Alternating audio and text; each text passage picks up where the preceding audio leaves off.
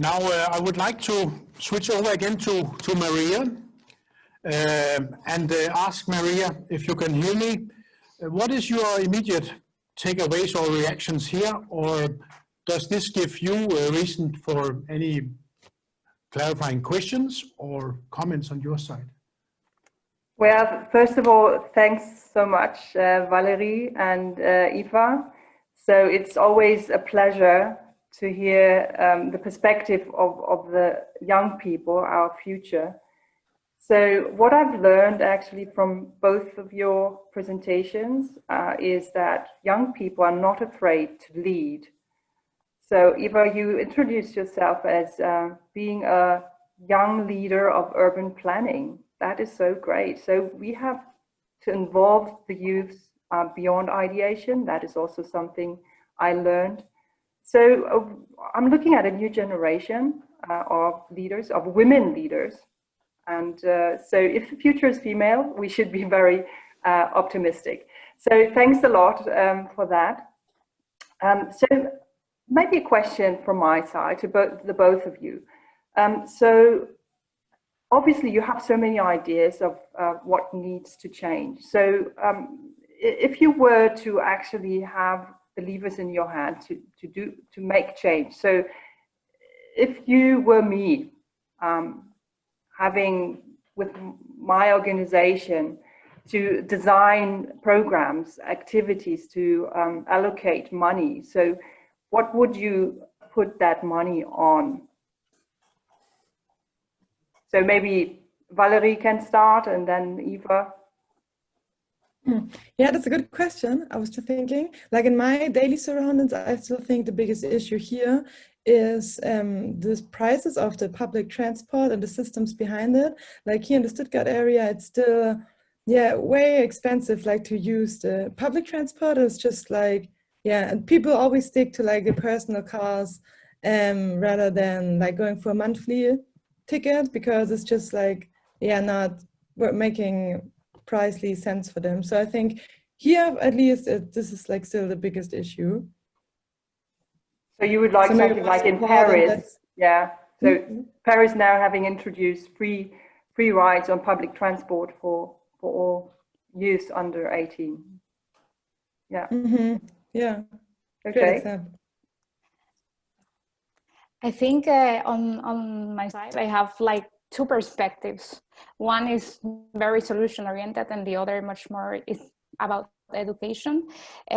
Just by talking actively with young people and people younger than me, it's a small niche of the people that is already interested and involved on like raising the voice and saying, I have an idea, I have an opinion, but it's still a great need to make everyone participant. So what I think about when I think about, for example, mobility in cities, education on like the benefits that you can have as a person, at the individual level, could be a way of summing up people to become more engaged and to actually change behaviors.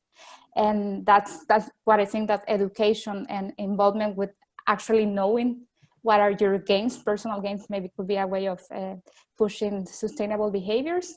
But if I just were considering local context and city life here, I love to move on the bicycle. Is the most efficient, is the most eco-friendly, the better for my health as well.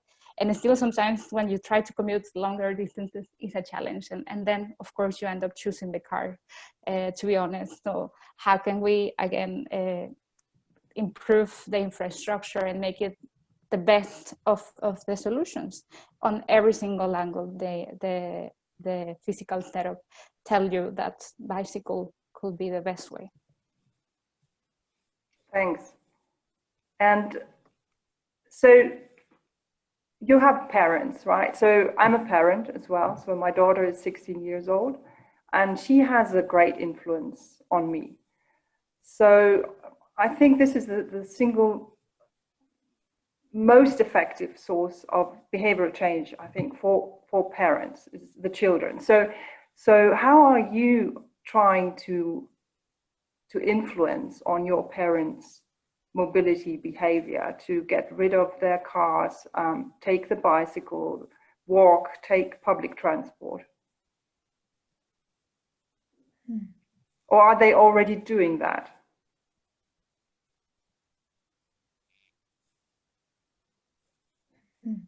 Eva, do you want to start or should I start? I can start in the meantime if you prefer. So that's a very good question and a big challenge. As my parents, for example, they live in Mexico, and the reality there is like in the city where they live, there's even more urban sprawl, and it's a city plan for the cars, and yet the infrastructure is not good enough for active mobility, not even for public transport. It's moving towards that, but it's a slow change. So I think right now I already tell them like how efficient is here to go on the bike, and I try to encourage them to try it themselves, and they try it on a recreational way, which means that they try to make these small changes that can still provide them with safety along the process. But that's one of the greatest challenges, as our contexts are so different. But that's just talking mobility, with many other things that I see already too advanced here. I always share them with them, and I share them with my friends and network that I have in my home country, because there's always an individual way on how to start creating change. And sometimes these examples can be inspiring for many people.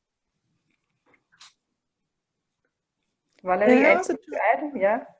Yeah, I also try to talk and discuss with my parents about like the sustainable levels, and also my parents, they're like super open to that. For example, now already 3 years ago they turned vegetarian after me because they understood like the environmental impact. So that's not like they understand this thing, but I think the problem, at least, it always depends on the area, I think.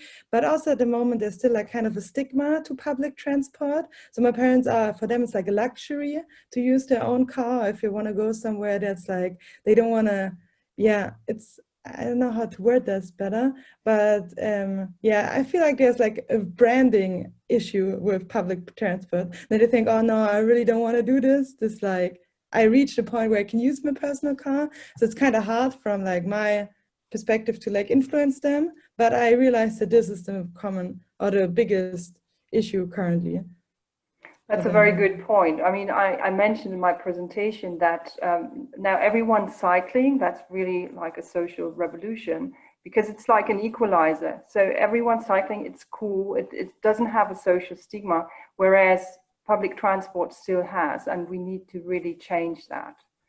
It will take a lot to do that. I mean, we have to increase the quality, the safety, the cleanliness. So there's lots to do on quality there in order for that mind shift to happen. But we are going to get there, I'm sure. So do you have any questions for me? Oh yeah, I was just thinking, it's more like a general question, but I thought it was super interesting. What's for you the most, like, especially maybe in this year or the past years, the most important trend or development in, or like, regards urban mobility? Yeah, so I think there's one that's going on invisibly in the back, and that's the data. Really the massive data explosion, and not only the data, but actually the intelligence that creates insights from data that will allow us to actually have more intelligent mobility services, more user-centric services, integrating the different modes. So that is one thing.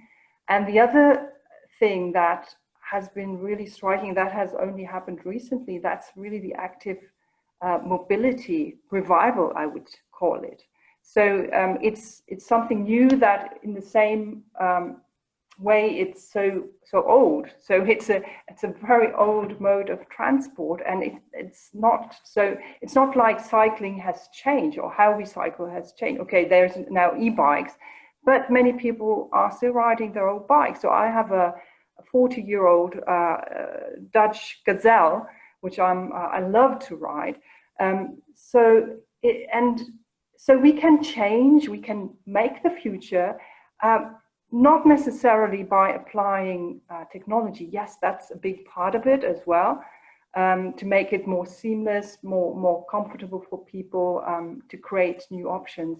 But we have the solutions are there, right? So we don't need a lot to actually make that leap towards sustainable mobility.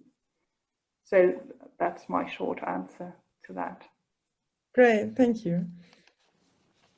Thank you. Are there any famous last words in these discussions from either of the three of you? Or we will need to wrap up soon? So are you asking us to wrap up, or? Yes, I am, but I'm Okay. asking if you have a final exchange. Well, I just have to say that, so I love conversations like this one. So to bring together different perspectives, I think this is key. So perspectives of students and young professionals like you are, like Valerie and Aoife, perspectives of decision makers in municipalities, experts from all disciplines, and most importantly, citizens. I mean, we are all citizens. Let's all be change makers. It's not only the youth, but of course they can lead us, and that's what I think that the past months have shown. Yeah, and our Nordic Hub in Copenhagen, Henrik, I hope it will become a place and space from which many such conversations and new connections, ideas and collaborations will be created. So yeah, I'm looking forward to more of these conversations, and I'm happy to involve more youth beyond the ideation. Thank you so much, Maria. Thank you, Valerie. Eva, we will stay in touch for sure. And exactly, the innovation hubs are exactly about this. This is where we exchange the knowledge and the viewpoints with the partners, with the extended community and the stakeholders for urban mobility. So with this, I would like to close this first morning session of today, and which also marks then the official opening for business of Innovation Hub North of EIT Urban Mobility. We will now have a coffee break for those of you here, but also of those of you online, I hope. And we will be back at 10:30 in either of the three sessions. You can virtually click in on the official website and access. And for those of you here today, these are the three auditoria here.